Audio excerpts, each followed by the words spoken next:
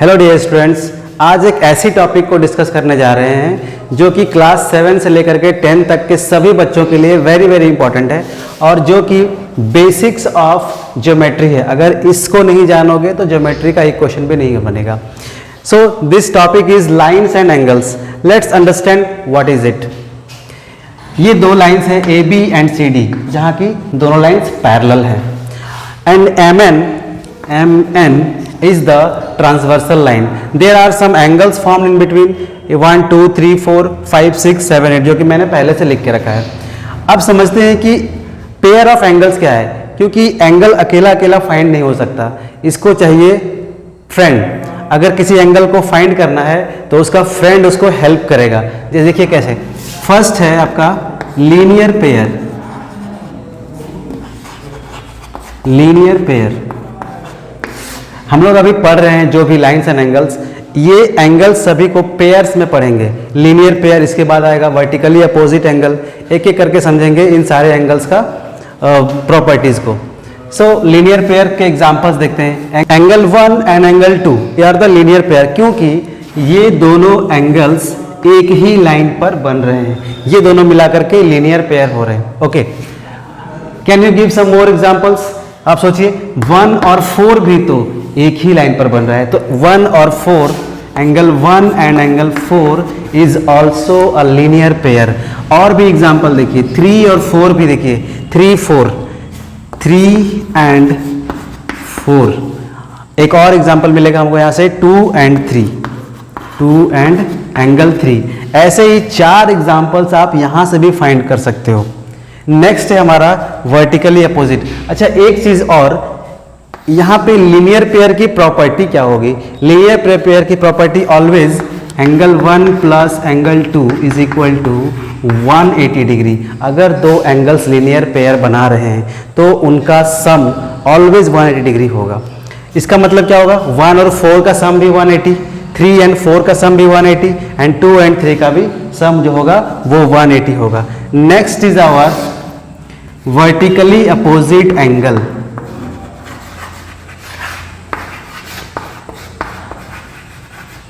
Vertically opposite angle, अब ये कहां पे बन रहा होता है? चलिए देखते हैं इस फिगर में वर्टिकली अपोजिट एंगल कहां बन रहा होगा। जहां पे इस तरह का एक्स बनेगा, जब दो लाइन आपस में इंटरसेक्ट करते हैं तहाँ वहीं पर बनता है वर्टिकली अपोजिट एंगल। देखिए यहाँ पे एक लाइन और ये लाइन इंटरसेक्ट किया एक दूसरे को, तो यहाँ पर वर्टिकली अपोजिट एंगल बनेगा। So the vertically opposite angle, example of vertically opposite angle is 1 and 3। जो एक्स बनने के बाद उसके अपोजिट साइड बन रहा होगा वो दोनों एग्जाम्पल्स हो जाएंगे वर्टिकली अपोजिट एंगल के pairs. So angle 1 and angle 3 ये दोनों फ्रेंड्स मिलकर के वर्टिकली अपोजिट एंगल बना रहे हैं। ऐसे और एग्जांपल आप आइडेंटिफाई कर सकते हो, 2 and 4 also, yes, angle 2 and angle 4, these are the vertically opposite angle. यहां से भी आपको दो एग्जांपल्स मिल जाएंगे, that is angle 8 and angle 6, angle 7 and angle 5। 2 और 2 4 एग्जांपल्स हमें यहां दिख रहे हैं वर्टिकली अपोजिट एंगल के। Third one is corresponding angle. Now see in this figure what are the examples of corresponding angle. देखिए एंगल 1 एंड एंगल 5 मिल करके corresponding angle बना रहे हैं, जो कि पैरेलल लाइन के ऊपर में same side of the transversal होना चाहिए और पैरेलल लाइन के ऊपर होना चाहिए। ये भी इसके ऊपर और ये इसके ऊपर। सो 1 एंड 5। और दूसरा पेयर हो जाएगा 2 एंड 6, जो कि पैरेलल लाइंस के नीचे बन रहा है, same side of the transversal. यहां पर भी आपको दो एग्जांपल मिलेंगे, 4 and 8, 3 and 7। So let's write angle 1 and angle 5। Second example is angle 2 and angle 6। Third example angle 3 and angle 7 and the last one is 4 and 8, angle 4 and angle 8. These are the angles which is corresponding angles.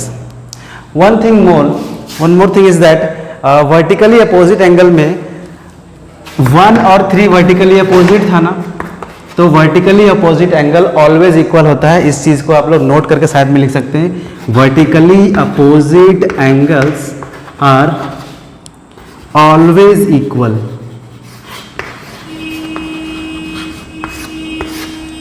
Vertically opposite angles are always equal. एक चीज और, vertically opposite angle और linear pair जो मैं first दो topic discuss किया हूँ, वो दोनों पैरेलल लाइन से इसका कोई मतलब नहीं है। अगर पैरेलल लाइन ना भी हो और दो लाइंस इंटरसेक्ट कर रहे हैं तो लीनियर पेयर बनेगा और वर्टिकली अपोजिट भी बनेगा। लेकिन इसके बाद जो हम लोग 4 तरह के पेयर ऑफ एंगल्स हम लोग अभी पढ़ने वाले हैं, उनमें से सभी के सभी इन पैरेलल लाइंस पर डिपेंड करेंगे। देखिए कैसे। Corresponding angles, angle 1 and 5, 2 and 6, 3, 7, 4 and 8।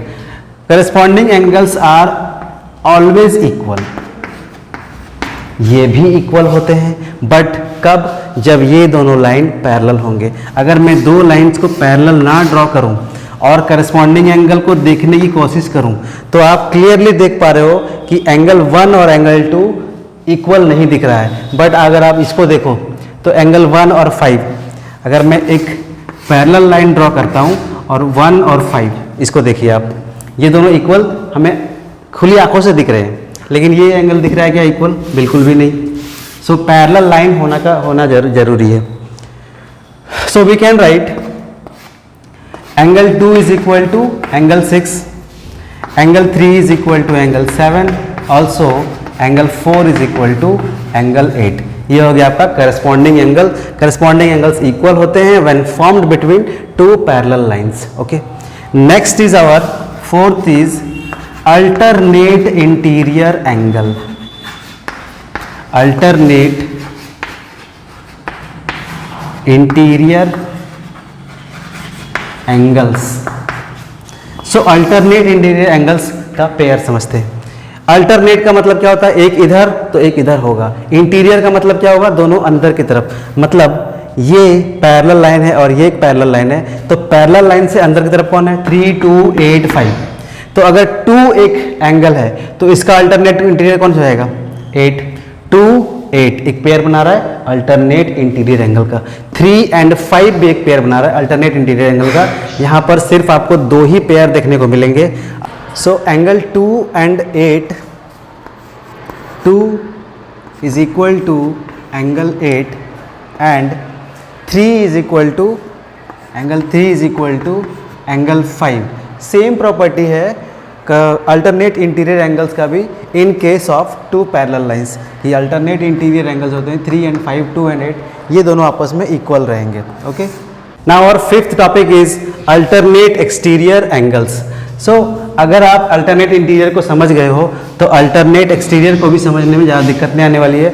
Exterior है मतलब एक्सटीरियर मतलब ये दोनों पैरेलल लाइन से बाहर और अल्टरनेट होगा। सो सी 1 अगर एक एंगल है तो इसका अल्टरनेट हो जाएगा 7, 4 अगर एक एंगल है तो इसका अल्टरनेट एक्सटीरियर हो जाएगा 6। यहाँ पे हम लिख सकते हैं 1 and 7 का जो पेयर है एक अल्टरनेट एक्सटीरियर एंगल का पेयर है। 4 and 6 के बीच में भी कैसा रिलेशन है? 4 and 6 के बीच में भी अल्टरनेट एक्सटीरियर एंगल्स का रिलेशन है। नाउ इसकी भी property same, angle 1 is equal to angle 7 and angle 4 is equal to angle 6 when 2 in the case of 2 parallel lines। अगर पैरेलल नहीं होता तो ये दोनों इक्वल नहीं होता, फॉर्म बन करेगा, मतलब इसमें जो है आपका एंगल्स बनेगा लेकिन इक्वल नहीं होगा। अल्टरनेट इंटीरियर, अल्टरनेट एक्सटीरियर सारे एंगल्स बनेंगे, अगर पैरेलल लाइन ना भी हुआ तो भी, लेकिन इक्वल नहीं होगा। नाउ और सिक्स्थ पार्ट इज को इंटीरियर एंगल्स। इसको कंसेक्यूटिव इंटीरियर एंगल्स भी कहते हैं, अलाइड एंगल्स भी बोलते हैं। और इसका डेफिनेशन से आप समझ सकते हैं कि इसका डेफिनेशन हो जाएगा interior angles formed in the same side of transversal.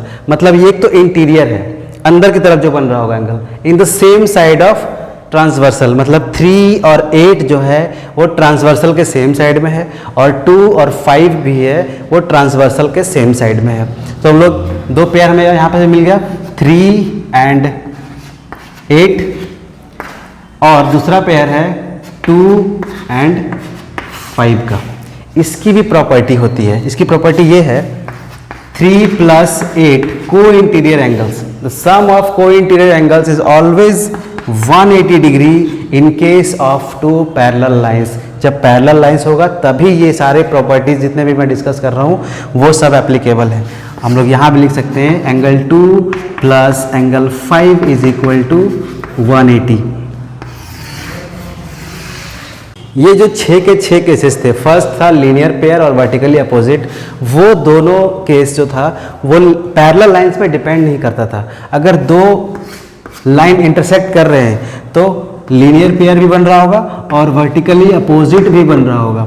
लेकिन बाकी के जो 4 केसेस है, alternate interior, alternate exterior, corresponding angle, then co interior angles, ये चारों के चारों केसेस ये पैरेलल लाइंस पे डिपेंड कर रहे होंगे। ठीक है, पैरेलल लाइन होगा तभी ये अल्टरनेट इंटीरियर और अल्टरनेट एक्सटीरियर जो होगा वो दोनों इक्वल होगा, और को इंटीरियर एंगल्स का सम क्या हो जाएगा 180 डिग्री।